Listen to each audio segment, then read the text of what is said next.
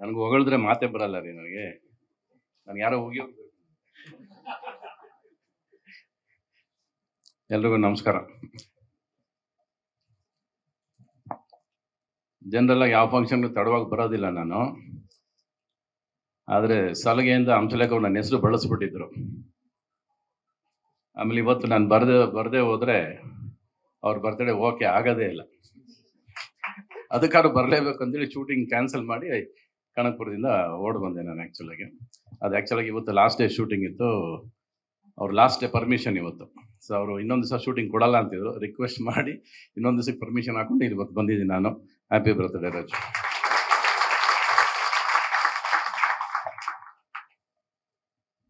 ನಾನು ಎಲ್ಲಿಂದ ಶುರು ಮಾಡ್ಬೇಕನ್ನೋದೇ ಗೊತ್ತಾಗ್ತಿಲ್ಲ ಈಗ. ನೀವು ಇದನ್ನು ತೋರಿಸಿದಕ್ಕೆ ಶುರು ಮಾಡಲಾ ಇಲ್ಲ ಜನರಲಾಗಿ ಶುರು ಮಾಡಲ್ಲ ಅನ್ನೋದೇ ಗೊತ್ತಿಲ್ಲ ನನಗೆ ಇವಾಗ. ಬಟ್ ಅಲ್ಲಿ ನಿಮ್ಮನ್ನು ನೋಡಿದ ತಕ್ಷಣ ಫಸ್ಟ್ ಆಫ್ ಆಲ್ ನನಗೆ ನೀವು ರಾಜನಾಗಿ ನನ್ನ ಪರದೆ ಮೇಲೆ ಮೆರವಣಿಗೆ ಮಾಡಿಸಿದ್ದು ನೀವೇ. ನನಗೆ ನಾನು ಏನೇ ಸ್ಟೇಜಲ್ಲಿ ಮೆರವಣಿಗೆ ಮಾಡಿದರೆ ಮೆರೆಸಿದ್ರೆ ಅದು ನೀವು, ನಿಮ್ಮ ಹಾಡುಗಳು ನನ್ನನ್ನು ಒಂದು ಕ್ರೇಜಿ ಕ್ಯಾರೆಕ್ಟರಾಗಿ ಕ್ರಿಯೇಟ್ ಮಾಡಿರೋದು.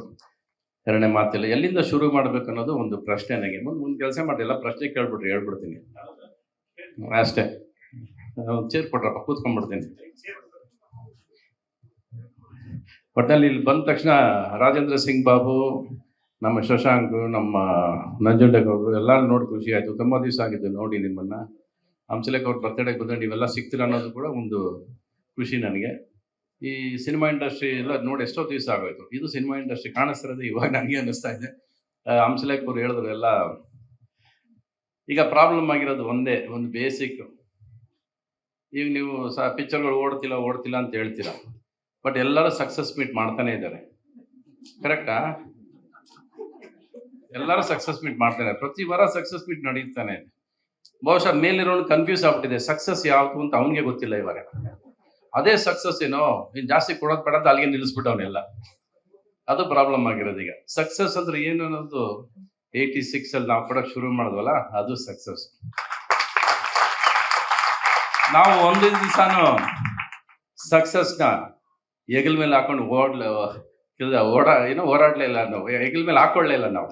ಯಾಕಂದ್ರೆ ಒಂದು ಸಿನಿಮಾ ಸಕ್ಸಸ್ ಆಗ್ತಿದ್ದಂಗೆ ಇನ್ನೊಂದು ಸಿನಿಮಾ ಶುರು ಆಗ್ಬಿಡೋದು, ಇನ್ನೊಂದು ಸಿನಿಮಾ ಓಡ್ತಿದ್ದಂಗೆ ಅದು ಇನ್ನೊಂದು ಸಿನಿಮಾ ಶುರು ಆಗ್ಬಿಡೋದು. So we were all the time travelling with films. ಕನ್ಸು ಕಟ್ತಾನೆ ಇದ್ವಿ, ಕನ್ಸು ಮಾಡ್ತಾನೆ ಇದ್ವಿ ನಾವು ಫಸ್ಟ್ ಆಫ್ ಆಲ್ ಏನು ಮಾಡಿದ್ವಿ, ಹಂಸಲೇಖ ಹೇಗೆ ಸಿಕ್ಕಿದ್ರು ಎಲ್ಲ ಡೆಸ್ಟಿನಿ ಕ್ರಿಯೇಟ್ ಮಾಡಿರೋದು. ಅದು ನಾವೇನು ಯೋಚನೆ ಮಾಡಲಿಲ್ಲ. ಯಾವುದೇ ನೀವು ಸಕ್ಸಸ್ ಅನ್ಬೋದು, ನಾವೇನೇ ಮಾಡಿದ್ರು ಕೂಡ, ಇವತ್ತು ಇಷ್ಟು ದೂರ ಟ್ರಾವೆಲ್ ಮಾಡಿದ್ರು ಕೂಡ ಒಂದು ಲೆಕ್ಕಾಚಾರ ಹಾಕದೆ ಕೆಲಸ ಮಾಡಿದ್ದು ನಾವು. ಇವತ್ತು ಪ್ರತಿಯೊಂದು ಲೆಕ್ಕಾಚಾರ. ಇವತ್ತು ಸ್ನೇಹದಲ್ಲೂ ಲೆಕ್ಕಾಚಾರ, ಫ್ರೆಂಡ್ಶಿಪ್ಪಲ್ಲೂ ಲೆಕ್ಕಾಚಾರ, ಸಿನಿಮಾದಲ್ಲೂ ಎಲ್ಲ ಪ್ರತಿಯೊಂದಕ್ಕೂ ಲೆಕ್ಕಾಚಾರ, ಮಾತುಗಳಲ್ಲೂ ಲೆಕ್ಕಾಚಾರ ಹಾಕೊಂಡೇ ಮಾತಾಡ್ತೀವಿ ಇವತ್ತು. ಆದರೆ ನನ್ನ ಇವರ ಸ್ನೇಹ ಮಧ್ಯೆ ಯಾವತ್ತೂ ಲೆಕ್ಕಾಚಾರ ಇರಲಿಲ್ಲ ನಮಗೆ. ಇದರಿಂದ ಏನು ಲಾಭ ಬರುತ್ತೆ, ಇದರಿಂದ ವಾಪಸ್ ಏನು ತಗೋತೀವಿ, ಇದರಿಂದ ರಿಸಲ್ಟ್ ಏನು, ಈ ಸಿನಿಮಾ ಎಷ್ಟು ಖರ್ಚು ಮಾಡಿದ್ರೆ ಏನು ಬರುತ್ತೆ, ಇವೆಲ್ಲ ಒಂದೇ ಒಂದು ದಿವಸ ಕೂಡ ಇವತ್ತವರೆಗೂ ನಾನು ಮಾಡೋ ಪ್ರತಿಯೊಂದು ಸಿನಿಮಾನು ನಾನು ಯೋಚನೆ ಮಾಡೇ ಇಲ್ಲ. ನಾನು ಸಿನಿಮಾ ಮಾಡಬೇಕು, ಆ ಸಿನಿಮಾ ಈಗಿರಬೇಕು ಅಂದರೆ ಅದಕ್ಕೆ ಹಣ ಹಾಕೊಂಡು ಹೋಗಿದ್ದೀನಿ, ಸಾಲ ಮಾಡ್ಕೊಂಡು ಹೋಗಿದ್ದೀನಿ, ಖರ್ಚು ಮಾಡ್ಕೊಂಡು ಹೋಗಿದ್ದೀನಿ.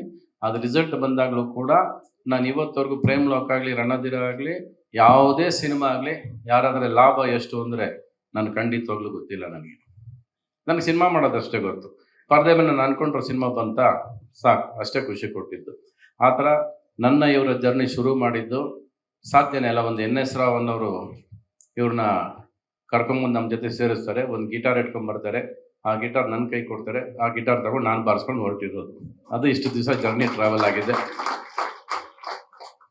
ಬಹುಶಃ ನನ್ನ ಅವರ ಸ್ನೇಹ ಕಲ್ಮಶ ಇಲ್ಲದ ಸ್ನೇಹ. ಅದು ನಾವ್ಯಾವತ್ತು ಇಬ್ಬರು ಹೆಗಲ ಮೇಲೆ ಕೈ ಹಾಕೊಂಡಾಗಲಿ, ಇಲ್ಲ ಬಾರಲ್ಲಾಗಲಿ, ಇಲ್ಲ ಎಲ್ಲೋ ಕೂತ್ಕೊಂಡು ಹೋಗಿ ಅದು ಇದು ಏನೂ ಮಾಡಿಲ್ಲ ನಾವು. ಬರೀ ಸಿನಿಮಾ ಅಂತ ಯೋಚನೆ ಮಾಡಿದ್ವಿ. ಎಲ್ಲೋ ಕಾರ್ಡ್ಸ್ ಆಡ್ತಿರ್ಬೇಕಾದ್ರೆ ಕಂಪೋಸಿಂಗ್ ಅಂದರೆ ನೀವು ನುಗ್ಗಿರ್ತೀರಿ, ನೀವು ಅಕಸ್ಮಾತ್ ಅಲ್ಲಿ ಬಂದ್ಬಿಟ್ಟಿರ್ತೀರ. ನಿಮ್ಮನ್ನು ಕರೆದಾಗ ಕಾರ್ಡ್ಸ್ ಯಾವತ್ತು ಆಡೋದು ಇಲ್ಲ, ನಿಮ್ಮನ್ನು ಕರೆದ ಕಂಪೋಸಿಂಗ್ ಟೈಮಲ್ಲಿ ಕಾರ್ಡ್ಸ್ ಆಡೋ ಹುಚ್ಚು ನನಗಿಲ್ಲ ಅಲ್ವಾ? ಅಕಸ್ಮಾತಾಗಿ ಬಂದಿರ್ಬೇಕು ನೀವು. ನಾನು ನಿಮ್ಮನ್ನು ಕರೆಸಿ ಕಾರ್ಡ್ಸ್ ಆಡೋ ಅಷ್ಟು ಸಿನಿಮಾಗೆ ಮೋಸ ಮಾಡೋದಿಲ್ಲ ನಾನು. ನನಗೆ ಆ ಸಿನಿಮಾ ಅಷ್ಟು ಹುಚ್ಚು, ಕಾರ್ಡ್ಸ್ ಇಲ್ವೇ ಇಲ್ಲ ನನಗೆ. ನೀವು ಪಾಪ ನೀವು ಹಿಂಗೆ ಹೇಳ್ಬಿಟ್ರಿ, ನನಗೆ ಎಲ್ಲ ಯಾವತ್ತಿದು ನಾನು ಯಾವಾಗ ಕಾರ್ಡ್ಸ್ ಆಡ್ಕೊಂಡು ಇವ್ರಿಗೆ ಕರೆದೆ ಅಂತ. ನಮ್ಮಿಬ್ಬರು ಕಂಪೋಸಿಂಗ್ ಇದ್ದಿದ್ದೆಲ್ಲ ಬೆಳಗಿನ ಜಾವ 4:15. ಮೋಸ್ಟ್ ಆಫ್ ದ ಟೈಮ್ ನೀವು ತುಂಬ ಬ್ಯುಸಿ ಆಗ್ಬಿಟ್ಟಿದ್ರಿ, ನೀವು ಓವರ್ ಕ್ರೌಡೆಡ್ ಬ್ಯುಸಿ ಇದ್ರಿ ನೀವು. ಅದರಿಂದ ನೀವೆಲ್ಲ ಸಮಯ ಬಂದು ನಾನು ಕಾರ್ಡ್ಸ್ ಆಡೋ ಟೈಮಿಗೆ ನೀವು ನುಗ್ಗಿರ್ತೀರ ಅಲ್ಲಿ. ಯಾಕಂದ್ರೆ ಸಾಕಷ್ಟು ಸಿಪಾಯಿ ಸಿನಿಮಾ ಕಾರ್ಡ್ಸ್ ಆಡೋ ದುಡ್ಡಲ್ಲಿ ಗೆದ್ದಿರೋದ್ರಲ್ಲಿ ಎಷ್ಟೋ ಸಿನಿಮಾ ಆಗೋಯ್ತು ನನಗೆ. ಅದು ಅಂದ್ರೆ ಗಳಿಗೆ ಅಷ್ಟು ಚೆನ್ನಾಗಿತ್ತು ಅವಾಗ. ಆದ್ರೆ ಗಳಿಗೆ ಕೆಲವು ಸಲ ನಡೀತಾ ಇರುತ್ತೆ. ಈಗ ಕ್ಯಾಸಿನೋಲ್ ಕೂತ್ಕೊಂಡ್ರು ದುಡ್ಡು ಒಂದು ವರ್ಷ ಕ್ಯಾಸಿನೋ ದುಡ್ಡಲ್ಲೂ ಬದುಕಿದ್ದೀನಿ ನಾನು. So casino gambling as mean my life. Cinema ಮತ್ತೆ ಗ್ಯಾಮ್ಲಿಂಗ್ ಅಂತ ಅನ್ಕೊಂಡ್ರೆ ಅದು ಗ್ಯಾಮ್ಲಿಂಗ್ ಎಲ್ಲ ನಡ್ಕೊಂಡ್ ಬಂದಿದೆ. ಈಗ 2 ವರ್ಷ ಆಯ್ತು ಗ್ಯಾಮ್ಲಿಂಗ್ ಆಡಿ. ನಾನು ಗ್ಯಾಮ್ಲಿಂಗ್ ಹೋಗೋದೇ ಇಲ್ಲ ಇವಾಗ. ಅಂದ್ರೆ ಇವಾಗ ಸಿನಿಮಾ ಮಾಡ್ಬೇಕಷ್ಟೇ, ಹುಚ್ಚಿರೋದು ಸಿನಿಮಾ ಮಾಡ್ಬೇಕು. ನೀವು ಕೇಳಿದ್ರೆ ಏನಕ್ಕೆ ರಾಮಾಚಾರಿ ಮಾಡೋಕ್ಕಾಗಲ್ಲ, ಹಳ್ಳಿ ವೆಸ್ಟ್ ಮಾಡೋಕ್ಕಾಗಲಿಲ್ಲ ಅಂದ್ರೆ. ಈಗ ಹುಡುಗಿನ ಹಿಡಿದ್ರೆ ಈ 63ರಲ್ಲಿ ಇವ್ನು ಹುಡುಗಿ ಇಟ್ಕೋಬೇಕಾ ಅಂತಾರೆ. ಇಟ್ಕೊಳ್ಳಿಲ್ಲ ಅಂದ್ರೆ ನೀನ್ ಇಟ್ಕೊಳ್ಳಿದ್ರೆ ಯಾರು ಇಟ್ಕೋತಾರೆ ಅಂತಾರೆ. ಇದೊಂಥರ ಈ ಇಮೇಜ್ ಕನ್ಫ್ಯೂಷನ್ ಇದೆಯಲ್ಲ, ಈ ವಯಸ್ಸಲ್ಲಿ ಬೇಕಾ ಇವನಿಗೆ ಅಂತಾರೆ. ನನಗೆ ವಯಸ್ಸೇ ಆಗಿಲ್ಲ ಅಂತ ನಾನು ಅನ್ಕೊಂಡಿರೋದು ಇವತ್ತು. ಇವರೇ ವಯಸ್ಸು ಮಾಡ್ತಾರೆ, ಆಯಸ್ಸು. ನನಗೆ ಇವತ್ತವರೆಗೂ ವಯಸ್ಸು ಆಗಿಲ್ಲ, ಆಯಸ್ಸು ಆಗಿಲ್ಲ. ನನಗೆ ಸಿನಿಮಾ ವಿಷಯ ಬಂದಾಗ ನನಗೆ ಯಾವತ್ತೂ ಆಗಿಲ್ಲ.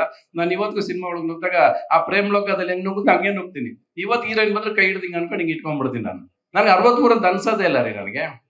ಎಲ್ಲ ಸೇರಿ ನೀವೇ 63 ಮಾಡಾಕಿದ್ದೀರಾ. ನನ್ಗೆ 36 ಆಗಿಲ್ಲ, ಆಕ್ಚುಲಿ 24.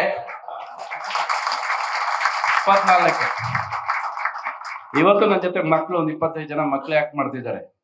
ಶೂಟಿಂಗ್ ಮುಗಿಸ್ಕೊಂಡು ನಡ್ಕೊಂಡು ಹೋಗ್ತಿದ್ರೆ ಅವ್ರೆಲ್ಲ ಹಿಂದೆ ಇರ್ತಾರೆ, ಮುಂದಕ್ಕೆ ಹೋಗ್ತಾ ಇರ್ತೀನಿ. ಏನ್ ಸರ್ ಇಷ್ಟು ಫಾಸ್ಟ್ ಆಗಿ ನಡೀತೀರ ಅಂತ. ಅಯ್ಯೋ ನಾನು ಅವತ್ತಿಂದ ಇದೇ ಸ್ಪೀಡಲ್ಲೇ ನಡೆಯೋದು, ನೀವುಗಳು ಸ್ಲೋ ಇದ್ದೀರಾ.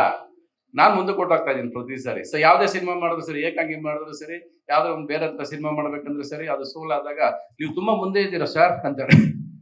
ಅಂದ್ಬಿಡ್ತಿರ್ಗ ನಾನು ವಾಪಸ್ ಹಿಂದೆ ಕೇಳ್ಕೊತಾರೆ. ಮತ್ತೆ ನಾನು ರೀಮೇಕೋ ಏನೋ ಒಂದು ಮಾಡ್ಕೊಂಡು ಬದುಕಬೇಕಲ್ಲ, ಹೆಂಗೋ ಬದುಕಬೇಕು ಅನ್ನೋದು. First survival is the fittest. First ಬದುಕಬೇಕು. ಕನಸು ಕಟ್ಟಬೇಕಾದ್ರೆ ಕೆಲವು ಸರಿ ಸೋಲ್ತೀವಿ ನಾವು.